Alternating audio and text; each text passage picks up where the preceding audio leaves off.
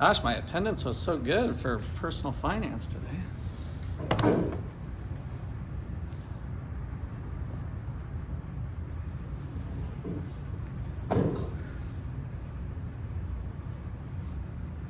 All right.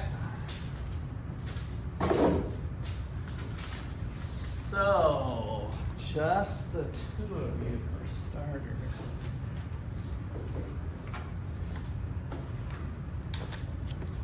Okay, so I've got a couple videos lined up that you guys will turn in for points today. So we'll see how many other people end up joining in.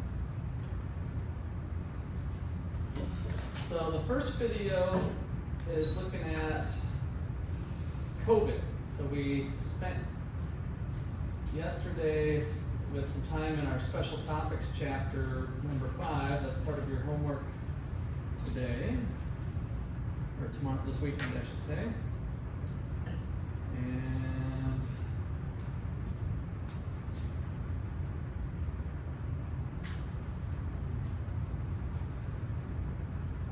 so this one's called COVID Hypocrites. And so I'm going to ask you to kind of, some questions after we're done, a little short little quiz on it.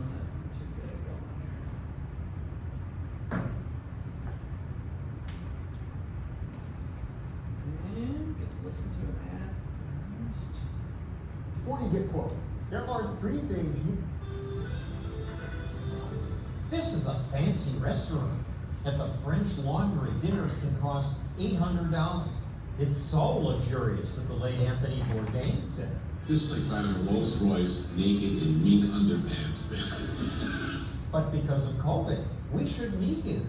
It's in California, where the governor says. It's absolutely essential avoiding mixing with people that are outside of your households. Okay, we won't go. But wait, look at this picture. Governor Gavin Newsom dining at the luxurious French Laundry restaurant. No masks anywhere in multiple households, against his own rules. Now, you might have heard about Newsom's hypocrisy, but it was worse than we thought. Politicians' priorities will always be put first. Jared Stepman of the Daily Signal reports on the politicians' hypocrisy. It was a friend's birthday party. He had some obligation to go to that. This is not just simply a friend. This is a powerful lobbyist who's there to get exemptions for powerful people in the state of California. The governor's friend is a fixer who gets his clients exemptions from lockdowns. Clients like Hollywood firms, so they can keep working, while others can't. I'm losing everything. Everything I own is being taken away from me. This woman had remodeled her restaurant for COVID. All the work I did for outdoor dining, for tables being 7 feet apart. Her kind of dining was suddenly forbidden, but not for the politically connected. They set up a movie company right next to my outdoor patio. They're allowed to have outdoor dining right next to her restaurant. Tell me that this is dangerous, but right next to me, as a slap in my face, that's safe. She doesn't have a powerful team of lobbyists who can argue on her behalf in the state's capital. California has lots of hypocritical politicians.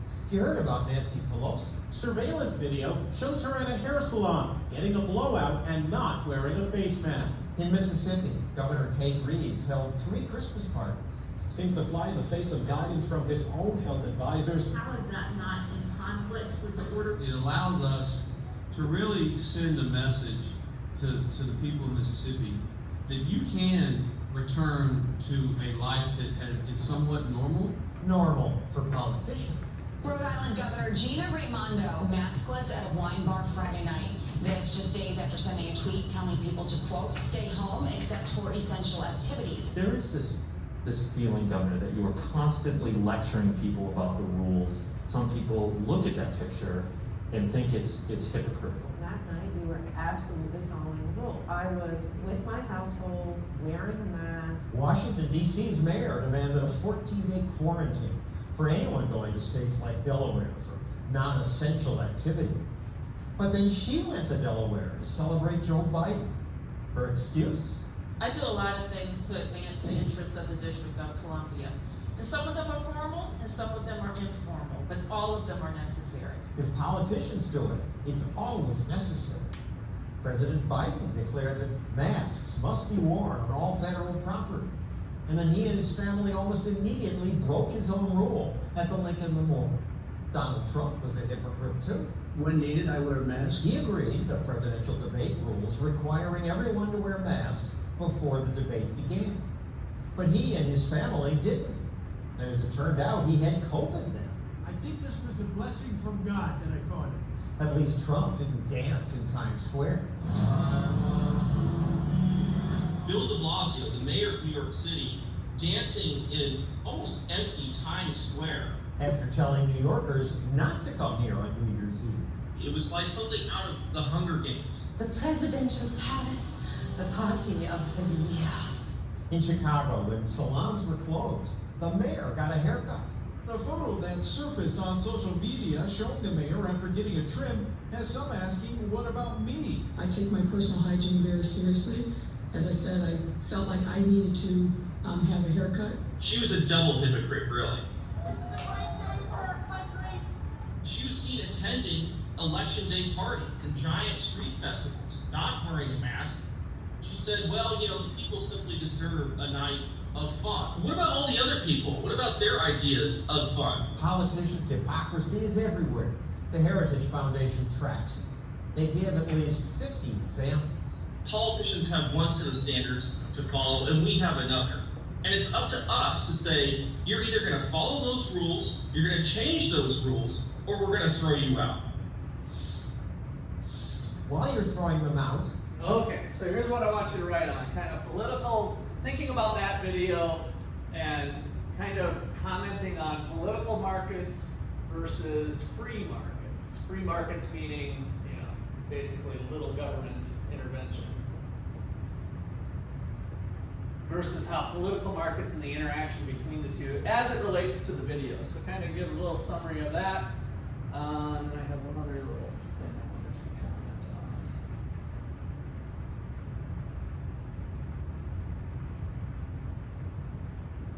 on. Oh.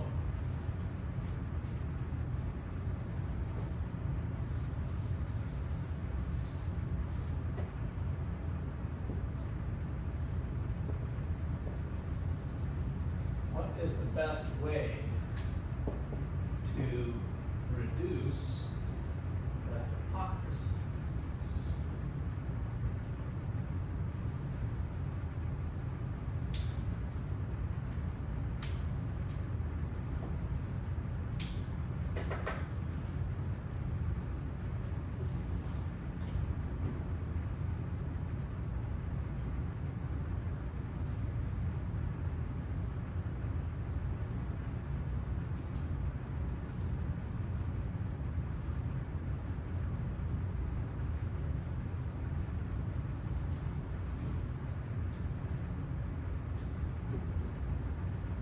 You see this black box right?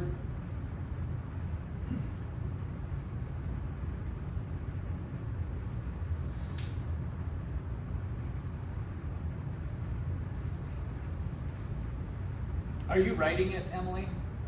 Or typing? I was typing. Oh, I need you to write it because I'm going to collect. There you go. Oh, okay. Okay.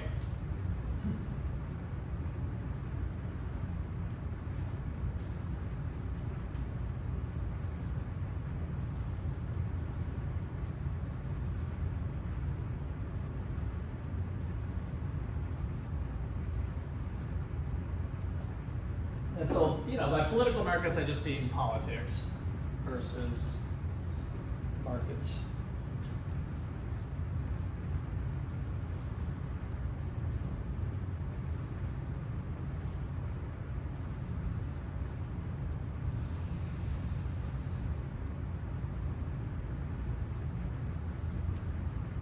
Another 45 seconds or so.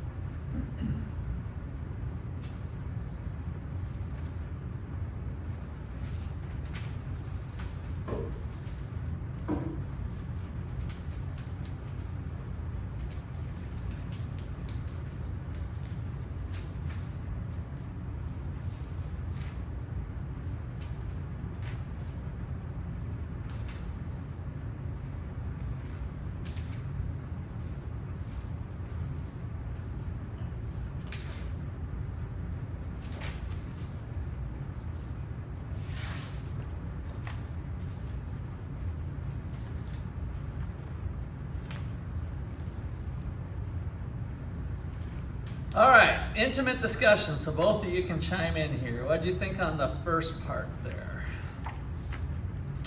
So I said politics is mainly like motive, like getting on the right people to get you votes and like making yourself look good in the right ways. Whereas free market's kind of just about like profit. It's kind of similar. Okay, yeah, it is. You're in terms of the incentives. Okay, good.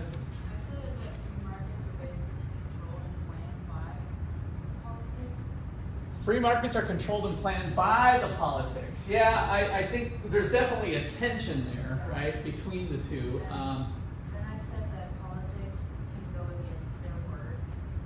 Okay. Like without getting in trouble, like as if free market were to do that, they'd get in trouble for it. Yeah, that's kind of a good way to look at it. Now, they might not get elected if they went against their word, right, in terms of re-election possibly, but the free market penalty is no money, right? Profits or losses and going out of business or whatever. So the other thing that to think about is free markets run on voluntary action, voluntary behavior, voluntary action. You don't have to buy something. You don't have to sell something. You are pursuing it for whatever your reasons are. Political markets tend to run more on coercive action by force, so non-voluntary, or what we've been saying, coercive action. Force, or by law, no choice, right? And so that's a big difference. I want people to wear a mask, so I'm going to make a law that says you got to wear a mask, and maybe you'll go to jail or have a penalty or something. It's not through voluntary action. And so, what did you guys come up here with? Best way to reduce hypocrisy. That's a tough one. I'm curious what your thoughts were. Not have rules, I guess, but you have to have. Okay, yeah. I mean, I think you're onto something there. Like, not having rules, I think we need to narrow down because we need to have rules, and that's exactly why this one's kind of a little bit harder to come up with. I said just like media, like use the media to just kind of call them out. Okay. Especially politics, because I mean in this day and age, like cancel culture and everything, like if you mess up like that, it's gonna be everywhere. Like someone's always gonna find it. So I feel like that can give some incentive, just because.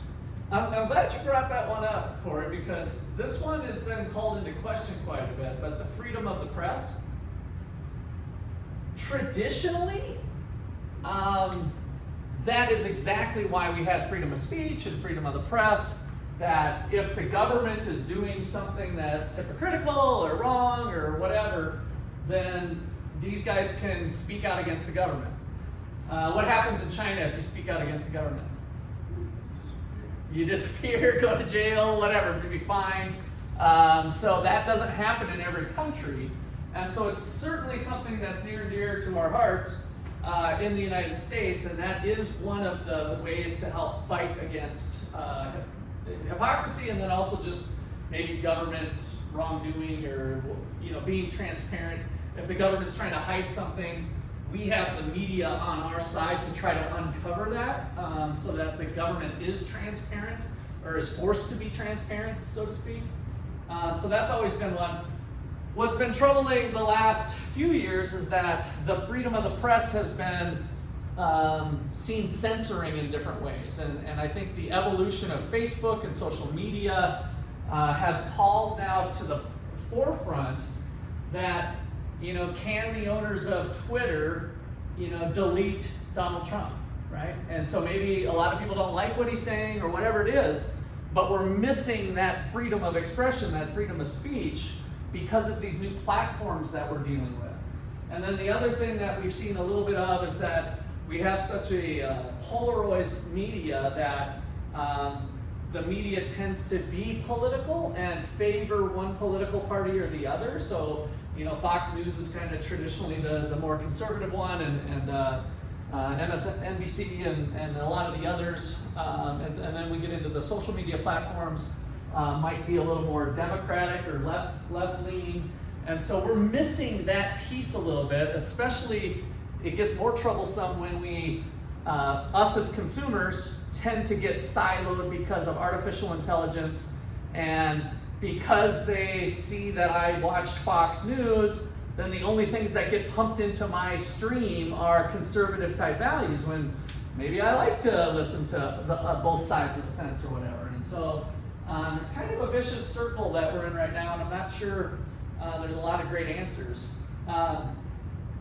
Certainly one of my things would be to help reduce hypocrisy is just to reduce the influence of government. In other words, to limit the government more with some of their powers and controls, which I think touches a little bit on what Emily was bringing up in terms of having less rules, but then we need some rules. So we have to be kind of, and you guys can take some advanced classes. I do a little bit of this with a class that I teach called Entrepreneurial Economics. You know, what should the laws be? What should they look like? And we are going to explore that in this class in the last week when we look at some of the pillars of economic freedom. What does it mean for a country to be relatively economically free, a little bit more to this side and less of this side? You know, what does that look like? So there's actually economists and data that explore that, and so we'll continue to touch on that issue.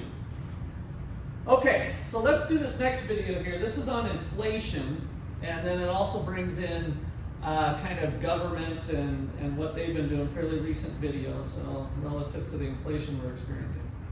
Everywhere, from the grocery store to the gas station. Up 7% this year. The worst inflation in 40 years. Americans are upset about it. Inflation has eclipsed the coronavirus as their number one concern. Used to buy bacon for $2.40 a pound. It spiked up to $6. As inflation rose, government experts told us, don't worry, it's transitory. I don't anticipate that inflation is going to be a problem. In the end, it will be transitory. Now they say, I'm ready. I just wanted to point out, because you guys maybe haven't seen her, but she was the former chair of the Federal Reserve, so the second most powerful person in Washington. We did have a female, she's the first female to serve in that position in history. So this is Janet Yellen, and then the guy who was just before that I think they bring on next is Jerome Powell that I've been mentioning. He's the current chair of the Federal Reserve.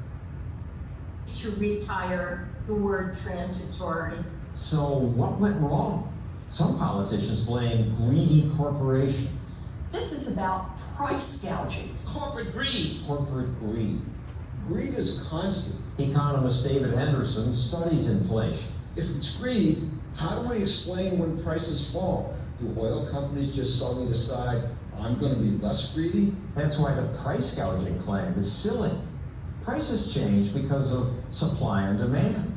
Inflation results from too much money chasing too few goods. So if government's spending more money, that's more money chasing too few goods. The motion is adopted.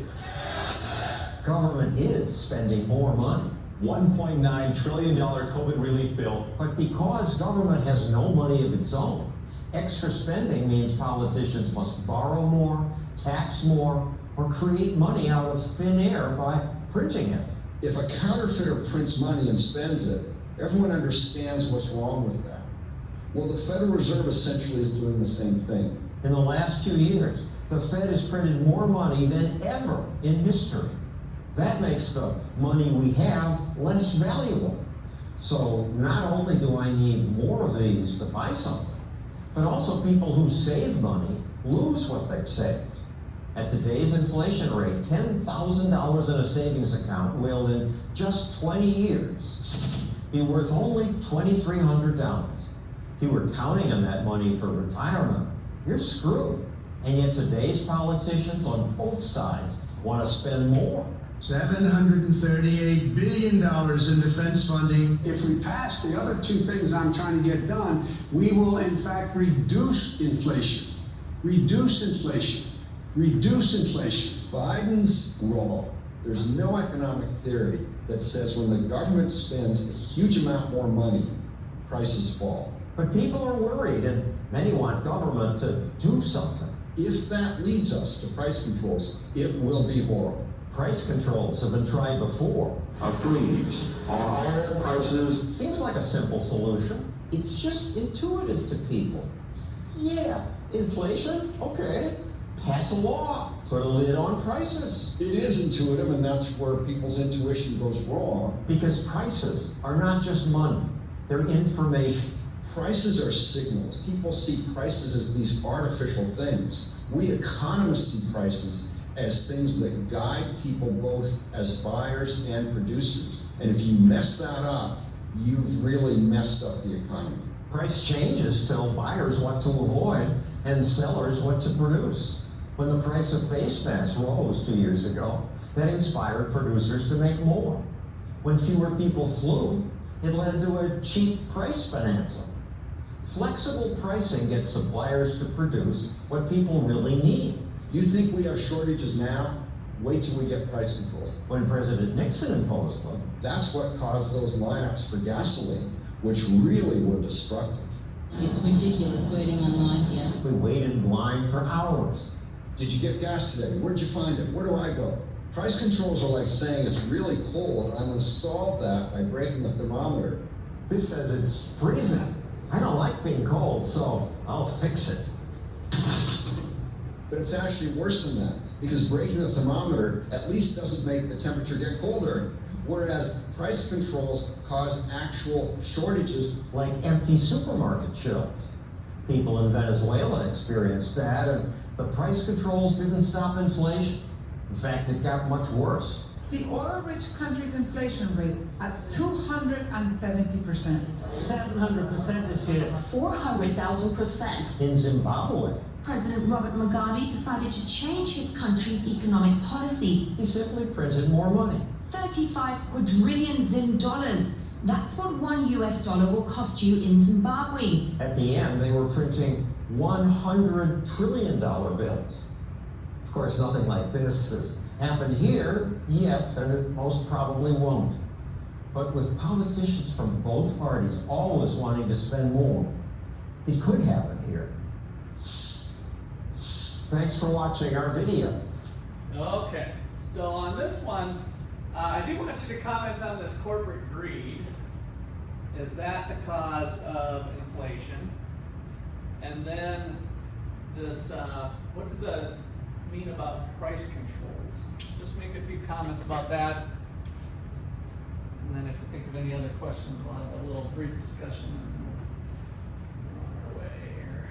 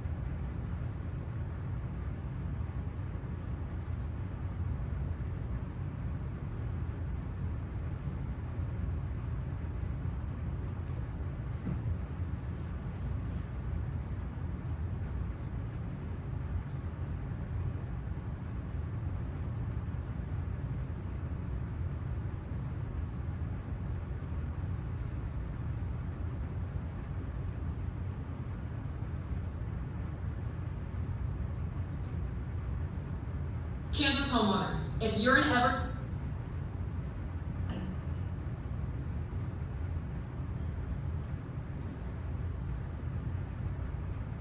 Okay. What do you got on greed? Because that's what market's all about, right? What do you think on corporate greed? It can be bad, okay? Because greed is bad, greed is anti-Christian, so it's evil, so it's sinful, so it's bad. Corey, what do you think? I feel like it depends on what counts as greed, because like corporations are literally there to make money and supply things that consumers are going to use. So I feel like it's weird, like it's tough to call something greed, like kind of gray area. I feel like. So I'm in the camp of saying, yeah, greed is in and of itself bad, but as it relates to markets, what keeps greed in check? What keeps a greedy business person in check? What's the thing in these markets that we've been exploring, supply and demand and whatever, just the market for oil, the market for whatever, what profits? So they're motivated by profit, right?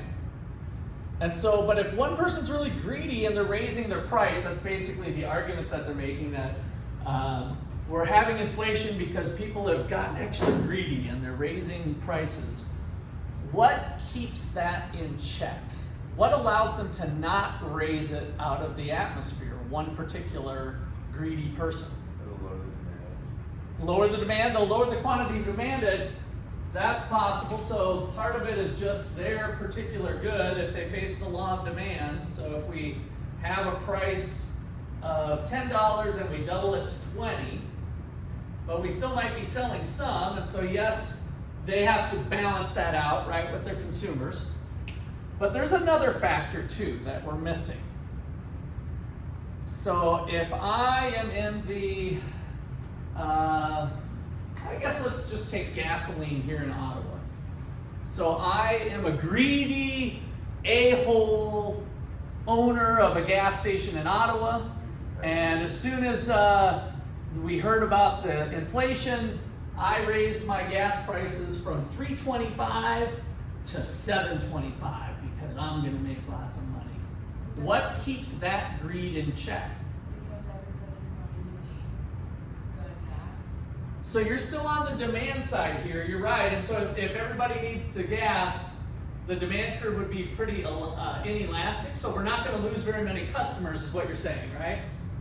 True, but is that one gas station owner, how many gas stations are in Ottawa? Take a guess. Yes, the competitors, right?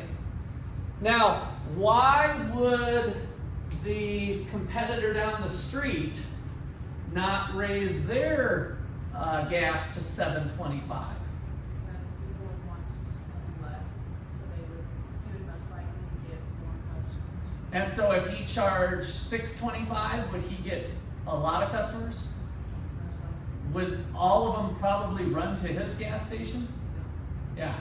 Then the greedy a-hole, who has it at $7.25, now that the other competitors are at $6.25, what does the greedy a-hole have to do? Drop the price.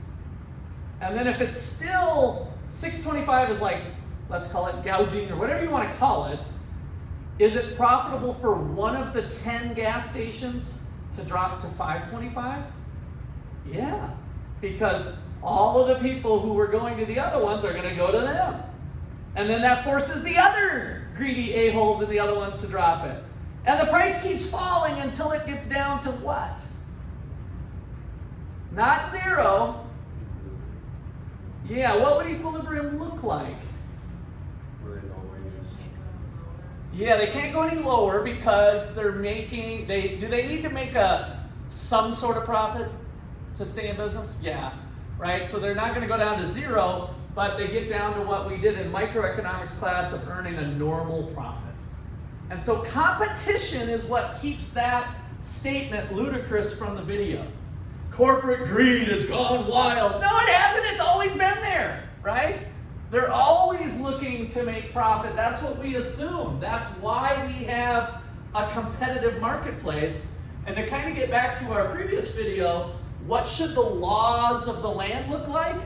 The laws of the land should look like, I can't play kissy face with the government and get special favoritism like we saw the news studio get, right? Apparently the NBC News studio, we had mom and pop restaurant that made the outdoor patio, and then NBC Studios, who plays golf with maybe the politicians of California, was able to get a special exception, right? That's not good. That's not competitive. We want to keep the political part out of the picture so that everybody gets treated fairly, right? There's equity, there's equality of opportunity. It's not who knows who, but what you do to serve the consumer. And so the corporate greed thing is kind of BS if there's competition. So with competition, it's not a big deal.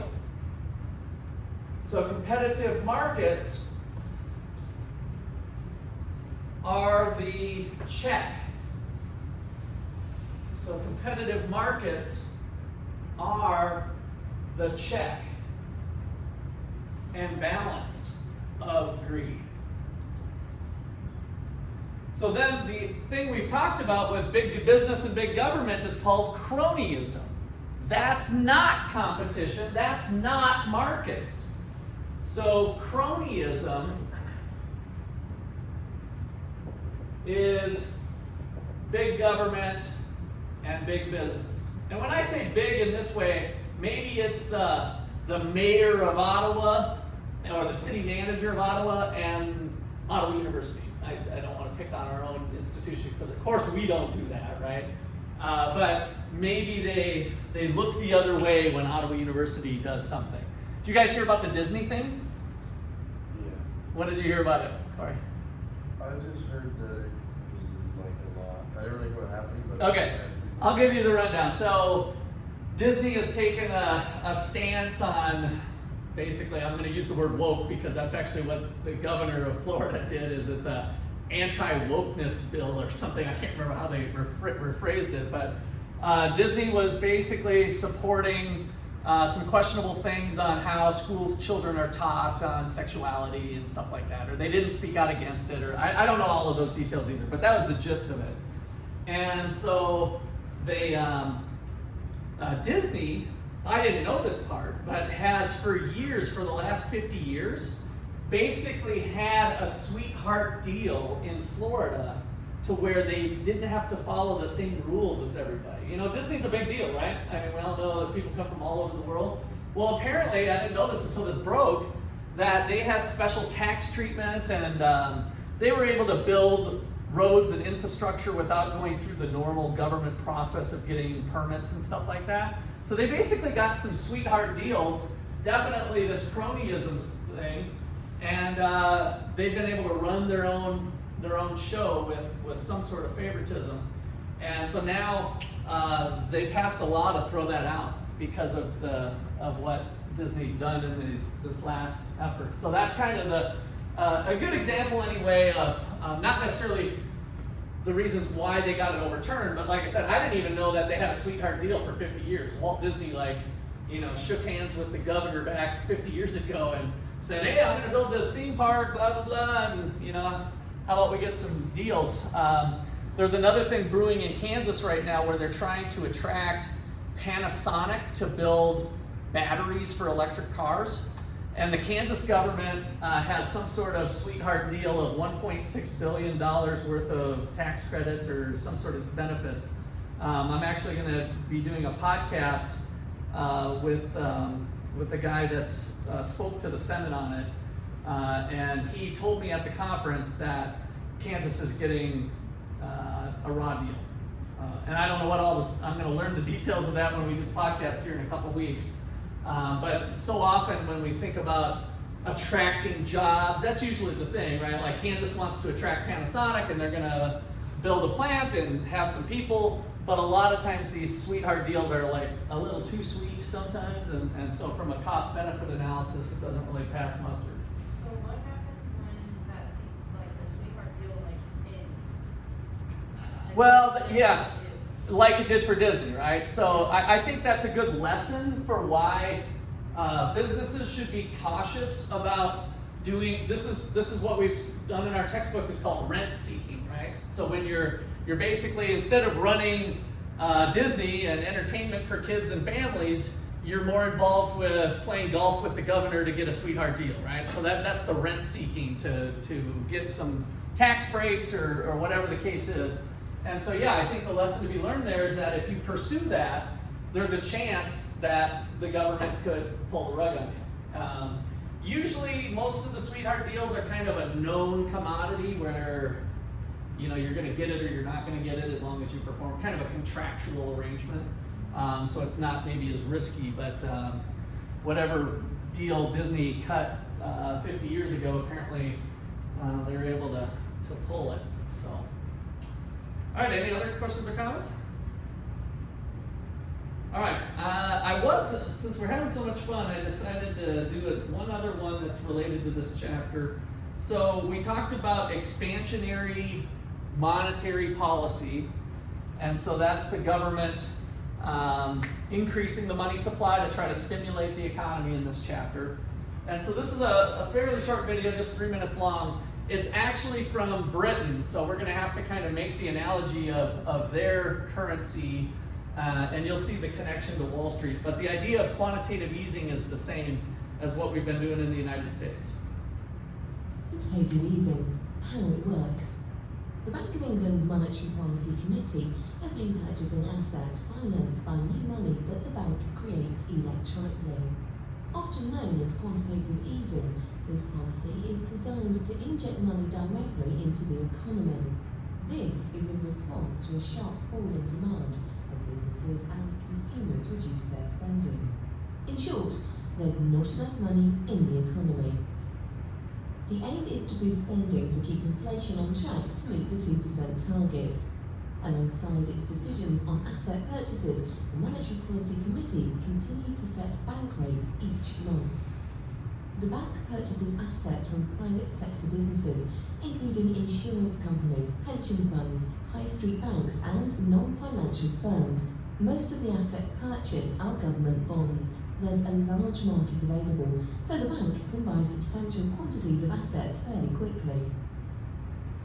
The Bank of England's injection of money into the economy works through different channels and has a variety of potential effects. When the bank buys assets, this increases their price and so reduces their yield. That means the return on those assets falls. This encourages the sellers of assets to use the money they receive from the bank to switch into other financial assets, like company shares and bonds. As purchases of these other assets start to increase, their prices rise, which pushes down on yields generally. Lower yields reduce the cost of borrowing for businesses and households. This, in turn, leads to higher consumer spending and more investment. Of course, higher asset prices also make some people better off, which provides an extra boost to spending on goods and services. The Bank of England is also buying smaller amounts of private debt, like corporate bonds. These purchases are aimed at improving conditions in capital markets, making it easier for companies to raise money, which they can invest in their business. There's another way the bank's purchases of assets could put more money into the economy. Those selling assets to the Bank of England deposit more money into their bank accounts. So commercial banks have more funds which they can use to finance new loans. And more bank lending supports spending and investment. But this channel is likely to be relatively weak as banks continue to repair their finances in the wake of the crisis. That's why the Bank of England is buying most of the assets from firms other than banks. The extra money the Bank of England is injecting into the economy should increase spending to help keep inflation on track to meet the government's 2% target. Without that boost, the amount of money in the economy would be too low. Spending would be weaker and inflation might fall below target. But as perceptions of an improvement in the economy begin to spread, this will stimulate business and consumer confidence. That will help to underpin expectations the policy is beginning to work, which should itself encourage more spending and keep inflation in line with the target. As it sets policy each month, the Monetary Policy Committee will continue to be guided by the outlook for inflation relative to the 2% target. If the committee thinks inflation looks set to rise above target, it could raise bank rates and sell assets to remove the extra money it has put into the economy. If you struggle to lose weight. For this one, I just want to hear your takeaways on that. Must see. We gotta watch this video, please. I wanted to go back to the video we just had.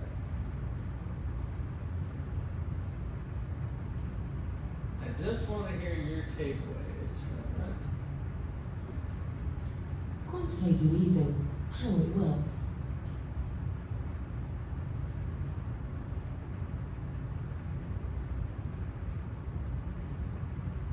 But as the set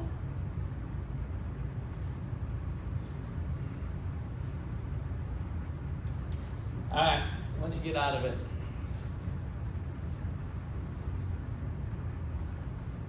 I guess it makes sense on paper that they want to increase spending and everything, but Okay, so you got that the spending's down, Yeah. right? And so like the economy going into a recession, this video was done shortly after the financial crisis of 2008, okay? So they, and then yeah, popped back up, and then you maybe had a butt coming in, or?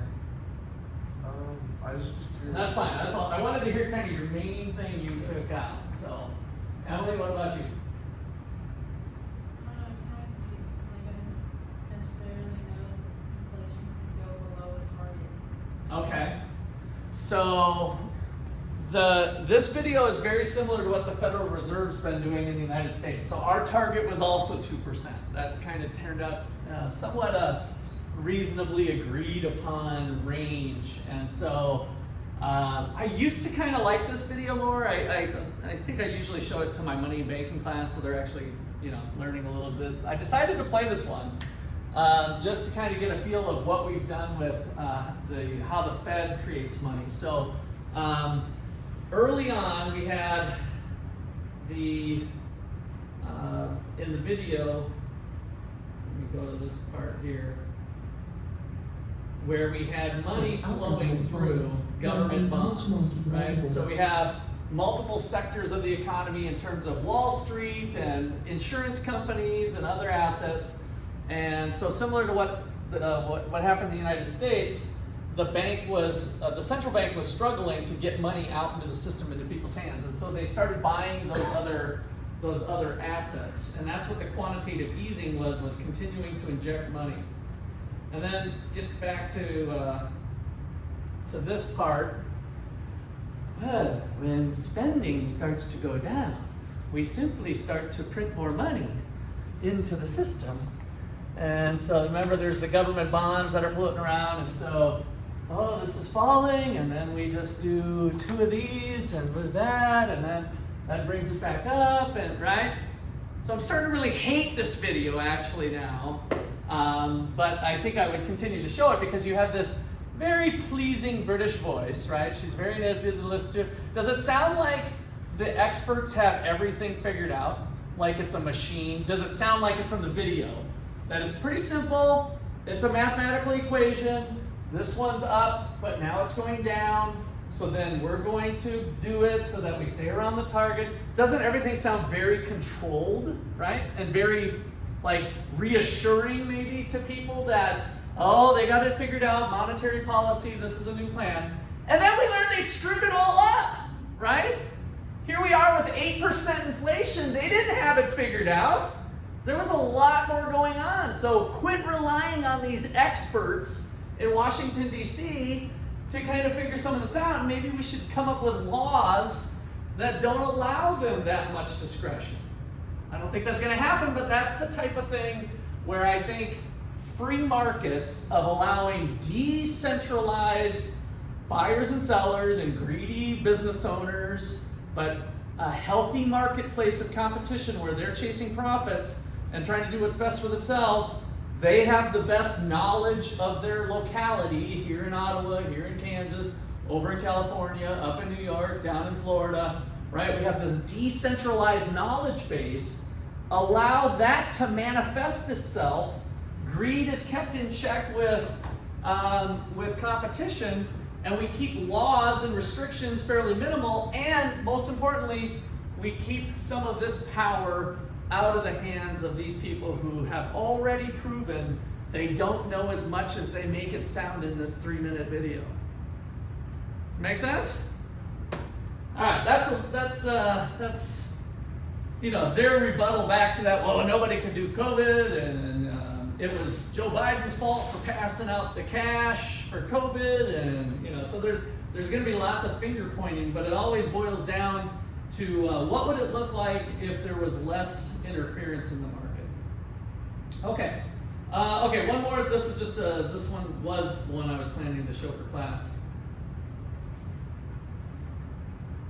So yesterday I guess it was, we talked about the difference between the Treasury and the Fed. So both you two were here yesterday, weren't you? Oh, Emily, you weren't? Okay, Corey, you were? Oh, you're gone too? Oh, gosh, okay. It's been such a struggle. I think that between COVID and other things, we just have problems. But you guys might have been gone for whatever sports, and that happens too. But okay, so yesterday I made a distinction on the Treasury, U.S. Treasury, which is the fiscal policy part of the House, where Congress and Biden determine G and T, government spending. How much are we going to send over to Ukraine with weapons, right? That's been in the news lately. So that's government spending. What are the tax rates going to be? All of that stuff is fiscal policy. And Joe Biden especially has been very expansionary. So they're spending a lot of money, right? Between COVID and now other things going on. He's talking about healthcare, student loan forgiveness, all kinds of stuff that have been thrown out here lately. And so how does that get financed? Well, this guy is the former Treasury Secretary that basically helps decide or keeps track anyway of the funding of what the government's doing. If the government spends more money than they collect in taxes, what do they need to do? If they planning to spend, or they've already spent more money than what they actually are collecting in taxes, what does the government need to do? Raise taxes, yes, that would be one thing, but they usually can't do that quick enough. So spend less, they usually have committed that spending, and so that would be a great thing to do and makes perfect sense, like that's what we would do with our household budgets. But what do they have to do? Take out loans, that's these. So Joe Biden says, I'm short $1 million today, so let me cut a check or cut one of these IOUs, and now that's a government bond. So he goes to the open market, to Wall Street, and since you guys weren't here yesterday, we kind of did this a few times. Joe Biden, I have my Joe Biden hat on now, and now Joe Biden has money to spend for free healthcare, free tuition, COVID reimbursements, whatever. Weapons for Ukraine, So now he's raised enough money because he didn't have it in taxes. So then we've got that bond floating around that can be owned by anybody around the world. And so then the Federal Reserve is what this is going to speak on. How can they kind of effectively run the printing press of how does the Fed monetary policy and fiscal policy work together?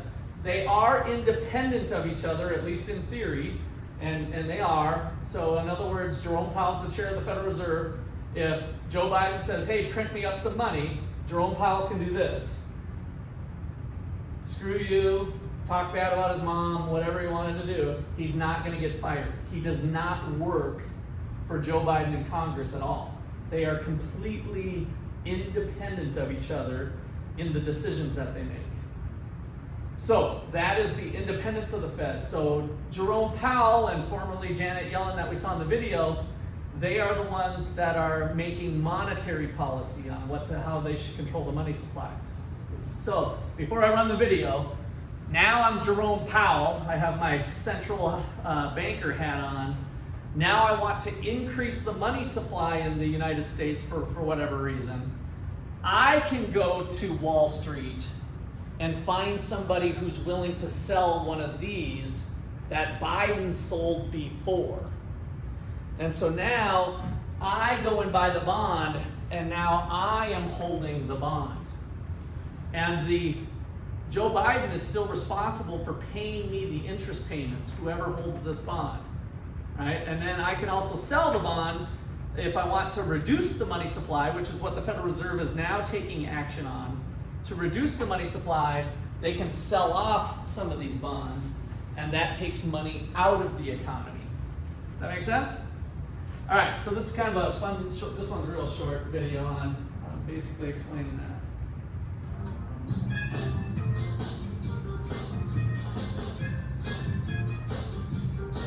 Okay, Ben was, before Janet Yellen, the central banker. He was the chairman of the Federal Reserve.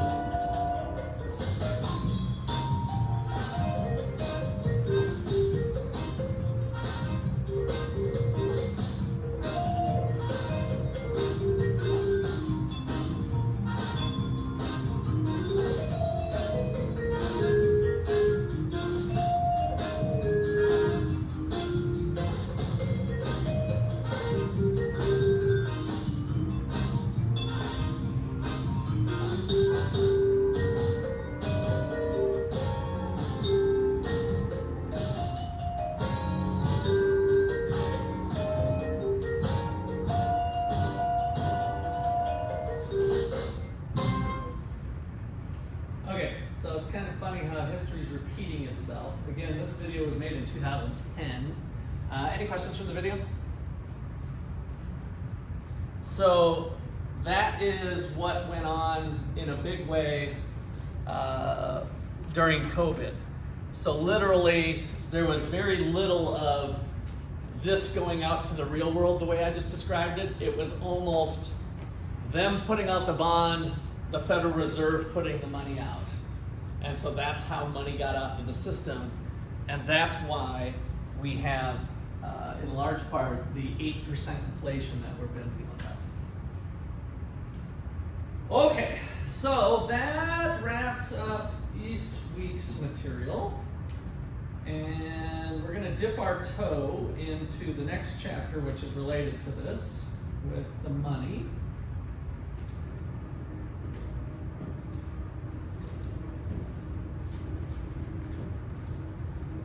Okay, so we've been talking about markets a little bit with the demand and supply of things. And so now we're going to characterize money the same way.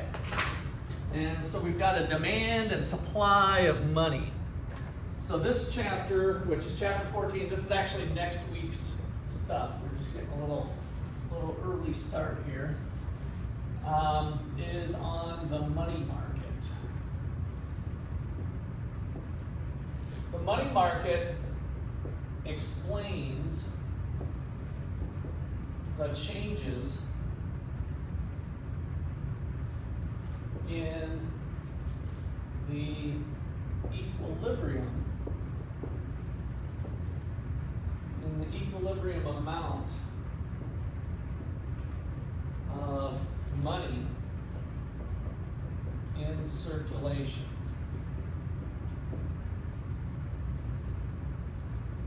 And the interest rates, which we saw a little bit in that video, and the interest rates through the demand and supply of money.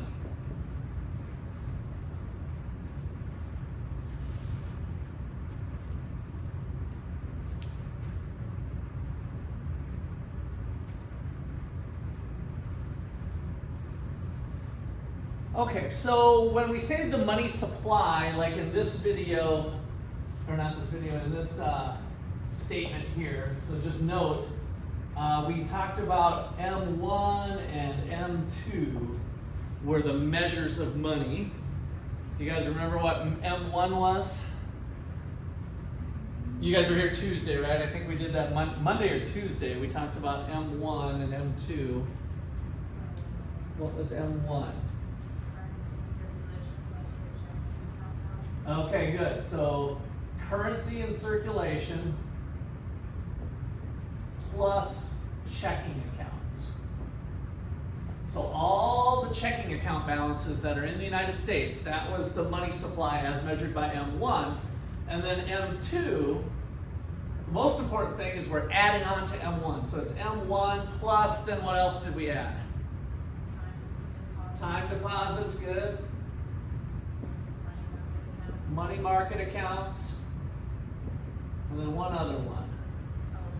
Savings, yeah, which is kind of the one that we can relate to the most, is that I have a savings account and I have a checking account, right? And so the Federal Reserve actually keeps track of that stuff differently. So usually we're not touching this money as frequently as we're touching this money, right? The money in our checking account is usually money that we're going to be spending pretty fast. So M1 and M2 in general are the money supply. So both are money supply, MS in general. So when we talk money supply, we're talking the supply of money, and the demand for money is people wanting to get money.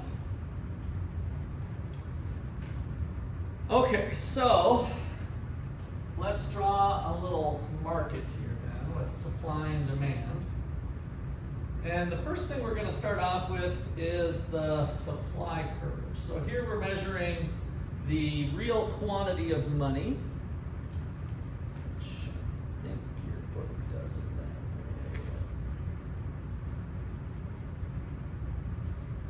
I want to follow the book to make sure they're this one doesn't make as big a mention of it, but so let's just put here the quantity of money. And then on what is the price of money? In other words, if you go to a bank and want to buy some money, you guys don't normally think about this, but we go to Walmart to buy some beer and chicken wings, right? And the beer is $15 and the chicken wings are $7. What's the price of money when you go to a bank to buy some money? What do you have to pay back with?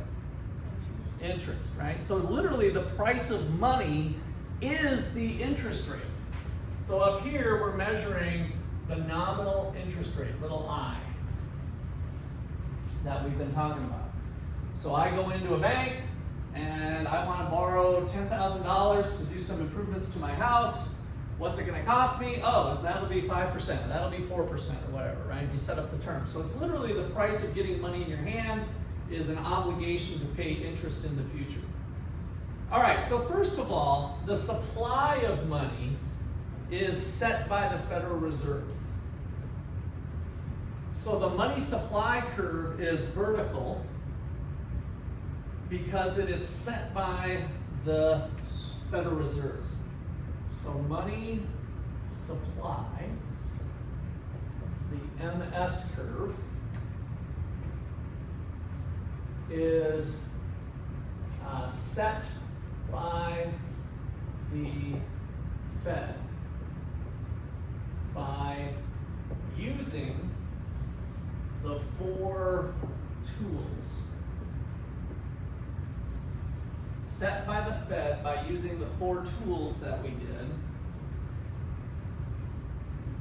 Now, if you guys were here Tuesday, I went over them in a lot more detail, so if you didn't watch yesterday's lecture yet, you should get that in your notes. But what were the 4 tools? The tail end of your notes from Tuesday should have it.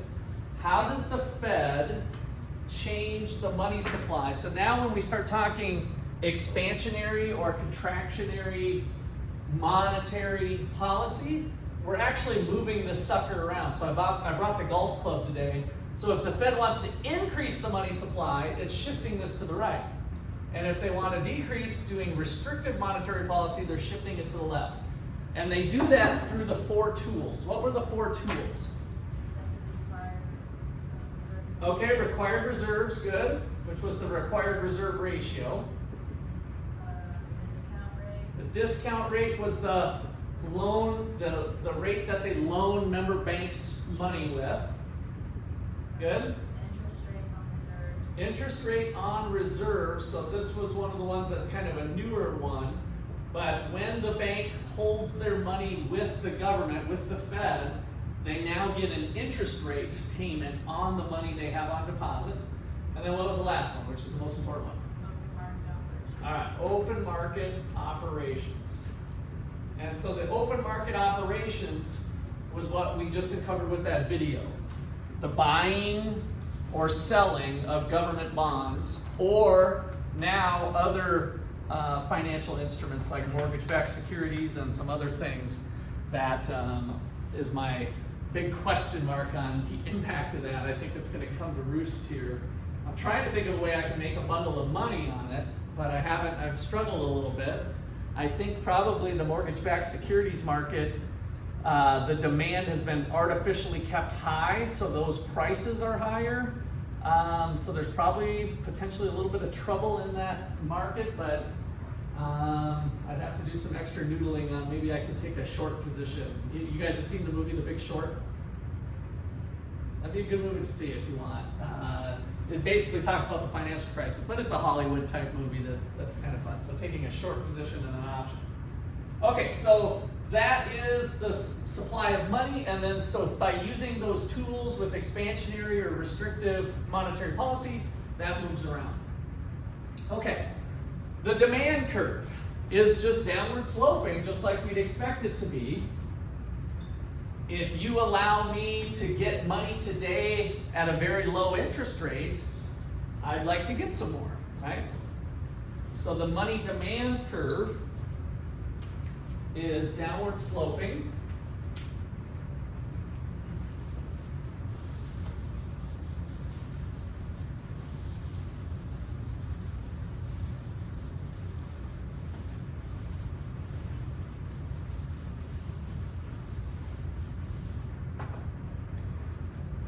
So money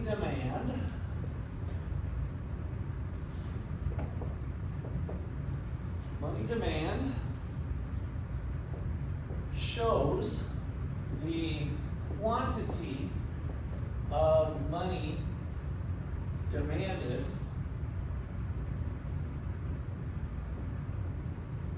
at various interest rates. Given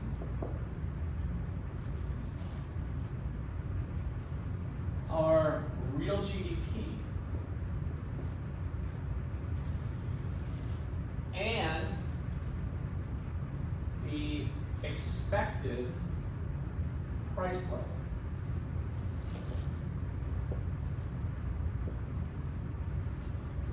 The expected price level, which is also similar to what we've been talking about with expected inflation, right? So what do I think the future is going to hold for prices changes how much money I might want to hold today. as well as my income. So for real GDP, so note, real GDP, we use the word real because what's happened with the word real every time we hear that in macro class? Inflation has been adjusted, right? So inflation adjusted numbers. And so I like to think of real as really the real quantity. How many more chicken wings do I have this year than last? How much more beer have I drank this year compared to last, right? So it actually reflects the quantities. And so it really is real income in terms of my purchasing power. So I've got my income that I'm making today. So if the nation is experiencing economic growth and we have a really strong economy, everybody's making money, right? So we have lots of income. So our income is growing. What happens to the demand for money? Would you expect it to grow or shrink if people are becoming really rich?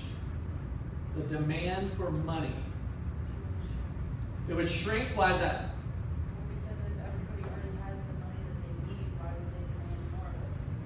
So you don't want to buy more stuff when you, so Emily, how much money are you making now? You don't have to say exactly, but let's just say, are you expecting to make more money? Let me rephrase that because you don't have to reveal your income, although maybe you don't care, but are you expecting to make more money after graduation or not?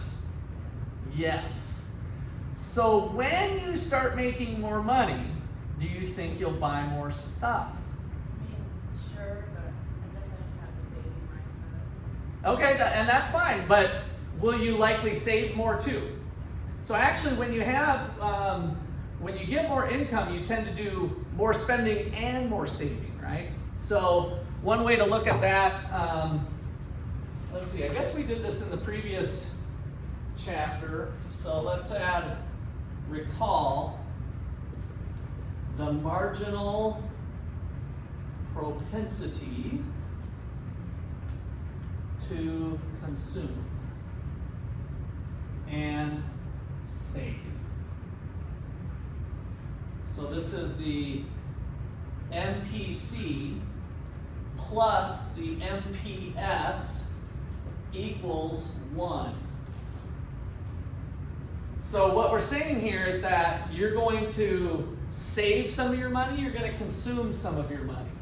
So for example, if your marginal propensity to consume is 0.9, that means you're consuming 90% of your income. So that implies 90% consumption, beer, chicken wings, and pizza.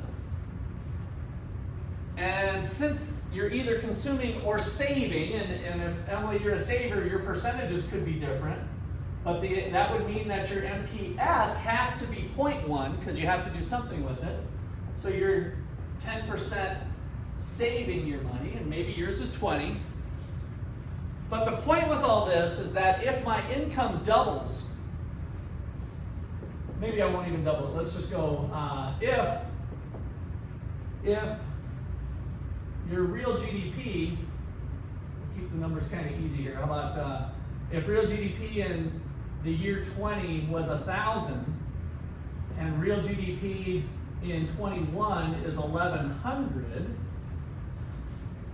and your pattern tends to stay the same year after year, roughly, and again, you might be 80-20 or 60-40, whatever it is, but it doesn't tend to change that much as you move through time, then when your income grows, you're naturally going to be doing more of both. So here we would have had 900 for consumption and 100 for savings. Now we're going to have a little bit more. So now we're going to have, 990 and 110 when my income goes up. Okay, so if most goods are normal goods, then as we do that, we're going to increase the demand for money because we need more money to buy more goods, and possibly we're looking to get more loans or whatever. And so we'd expect that when income goes up, this shifts to the right. What's going to happen to interest rates then? When the economy is doing good, what's going on with interest rates? Okay, let's look at the graph here. So where are they at today? We're at, let's just say 6%, and the quantity of money is at $15 trillion or something. And so now what happens to interest rates when the demand goes up? They rise. So we're going to move from the old equilibrium to a new equilibrium. So if the demand for money goes up because we have a strong economy, that's going to put upward pressure on interest rates. So this is how we're going to use the money market now to think about monetary policy, and on both sides of the equation here, we've got the consumer side and the Federal Reserve side. So now let me push you on this, thinking back to what if the Fed wants to keep interest rates low at 6%? What would the Fed need to do in response of an economy going up? What would they need to do to keep interest rates at 6%? Increase or decrease the supply of money? Decrease. Let's check it out. Now remember, we went from point A to point B. If I decrease the money supply, what's happening to interest rates along the red line? They're going up. Is that the direction we wanted to go? No, so now this way. And so if I wanted to keep them at 6%, then I might increase the money supply to here if I'm Jerome Powell. And that is, for whatever reason, my goal. So that's kind of this managing the supply of money business that we saw in the video, is that the Federal Reserve now can use those tools to change around interest rates. And we got a lot more to cover, but that's kind of a good start. We'll call it a day there, get you guys out of here even a couple minutes early. How about that? Woo! So we got the foundation laid. Have a good weekend. You got chapter 13 and the special topic chapter is what your homework for